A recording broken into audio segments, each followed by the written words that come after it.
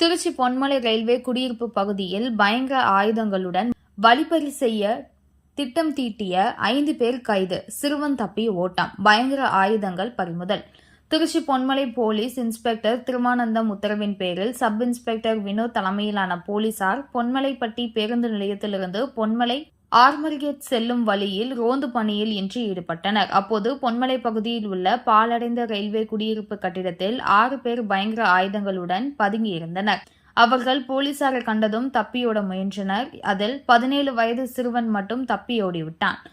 மற்ற 5 பேரை போலீசார் சுற்றி வளைத்து பிடித்து விசாரித்ததில் அவர்கள் வழிப்பறி செய்ய திட்டமிட்டது தெரியவந்தது. மேலும் அவர்களிடமிருந்து கத்தி, அரிவாள், கம்பு என பயங்கர ஆயுதங்களை போலீசார் பறிமுதல் செய்தனர். இதையடுத்து ஸ்ரீரங்கம் கொள்ளிடம் சாலையை சேர்ந்த விக்னேஸ்வரன் வயது 21, கீழகல்கண்டார்கோட்டை ஆலத்துறையை சேர்ந்த சரண்குமார், அதவத்துறை சேர்ந்த அரவிந்த், மேலகல்கண்டார்கோட்டையை சேர்ந்த விஜய், ராம் பிரசாத் ஆகிய 5 பேர் மீதும் பொன்மலை போலீசார் வழக்கு பதிவு செய்து அவர்கள் 5 பேரையும் கைது செய்து சிறையில் அடைத்தனர்.